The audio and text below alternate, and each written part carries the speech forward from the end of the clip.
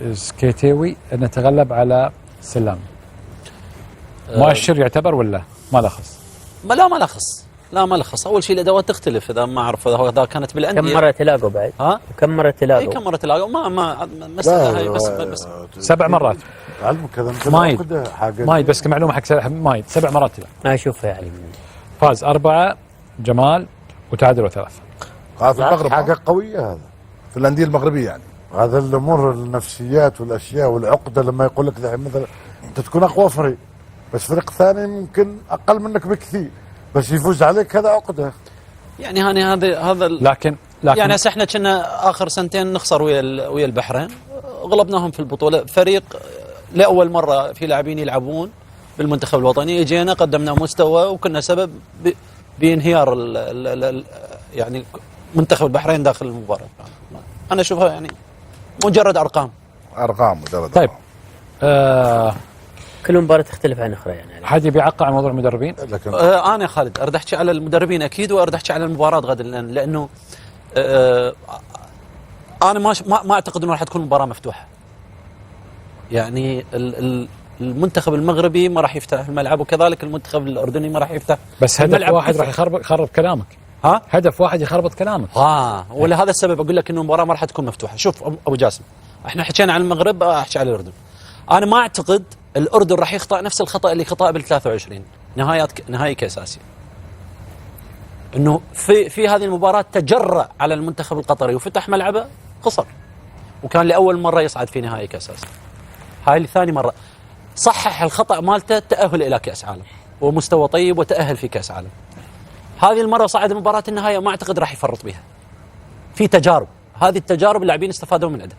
انك انت اول مره تصعد نهائي كاس العرب، وخصوصا الكل يجمع انه المنتخب الاردني منتخب انت تشوفه هو يدافع، بس هو فعليا هو اكثر فريق يهاجم، اكثر فريق يوصل للمرمى، اكثر فريق مسجل اهداف، اكثر فريق خلق فرص، لكنه هو انت تشوفه يتحرك ككتله. المغرب يتحرك، تكلمنا عن المغرب كيف يتحرك، ثلاثيات رباعيات، ممكن تشوف المجموعه، لكن الاردن واحد من اكثر الفرق مزعجه داخل الملعب. الالتزام والواجبات والحرص اللي موجود لدى اللاعبين، والدليل انه مع مصر لعبوا لاعبين شباب 11 لاعب، ما تحس اكو اختلف الفريق، لا اختلف شكل الفريق، لا بالواجبات ولا بالادوار داخل الملعب ولا حتى برده الفعل، بالعكس شفنا تألق. ليش؟ لانه في مدرب بدا يطور من شكل الفريق. فريق مسجل 10 أهداف، اللي مسجل 10 أهداف مو فريق سهل. ترضى ما ترضى، مو فريق سهل. اكثر فريق مسجل اهداف بالبطوله، مستقبل هدفين مسجل 10. فانا اشوف كل اللي وصل للاردن عن استحقاق بجداره.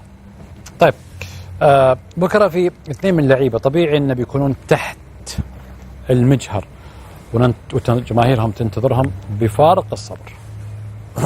علوان يضع في الاخير معنا، وخاصه في النهائي مفروض عليهم انهم يظهروا بالبين.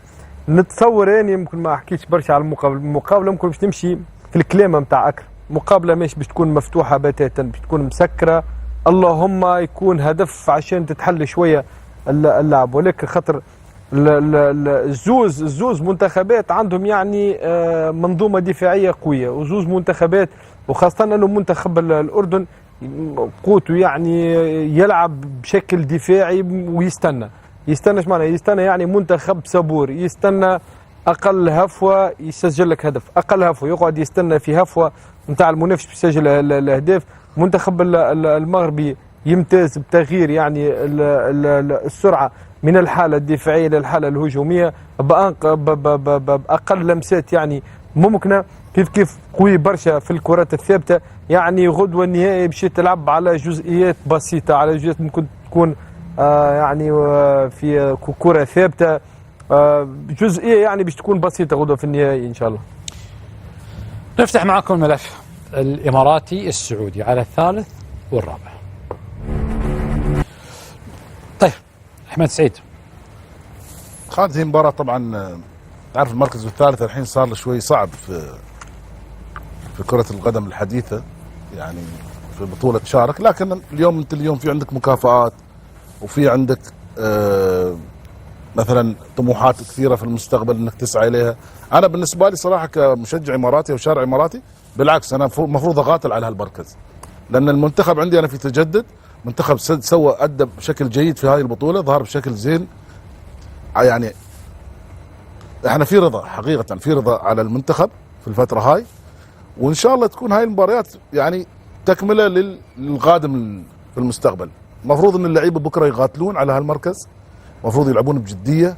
بالعكس طموح انك انت اليوم تحقق ثالث او ثالث العرب شيء جيد، يعتبر انجاز لك. انت اصلا ما شاركت في البطوله كثير، وتعتبر هاي المشاركه يمكن الثالثه للامارات، فحلو انك انت تاخذ فيها مركز متقدم من اول ثلاثه، وتعطيك دفعه معنويه حق الاجيال القادمه، حق المنتخب هذا نفسه في المستقبل القادم. بعد عنده مشاركات ثانيه بيكون شيء جيد حتى حق المدرب وكل المنظومه.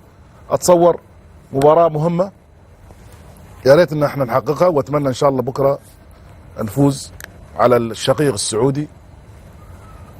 ومباراه طبعا بين اخوان ما راح تكون يعني ما اعتقد انها بتكون جماهيريه. محمد الأحمري تفضل. لقاء الجريحين مثل ما يقال رياضيا يا ابو جاسم، لا تجرح المجروح. ايه لا تجرح. فعلشان كذا انا اقول ممكن المباراه بيخف الرتم، وليس يعني المركز الثالث مطلب لا شك، خصوصا في المرحله الحاليه مع المكافآت، مكافاه المركز الثالث، وبالتالي ايضا انتصار اللاعبين لذاتهم في موضوع الخروج من النهائي.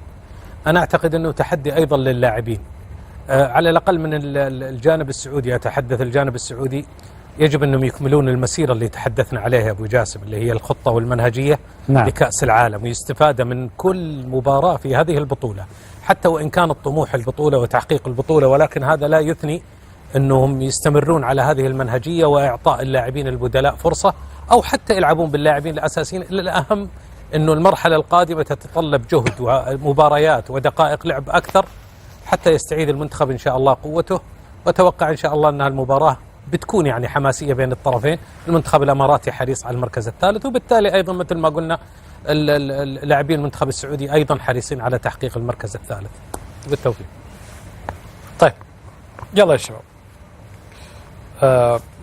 باخذ منكم الحين توقعاتكم، جهزوا عمركم اوكي. لكن قبل ما اروح الى التوقعات، بكم تعلو ومنكم تنتظر.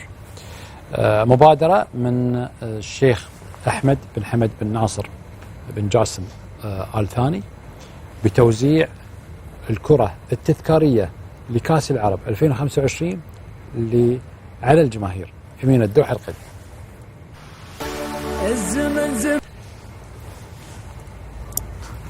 مبادرة بصراحة حلوة وجميلة، ومش مستغربة أبدا من الشيخ أحمد بن حمد بن ناصر. فكرة حلوة أني أنا أخذ كرة البطولة التذكارية وأعطيها ووزعها على الجماهير كمبادرة شخصية منه.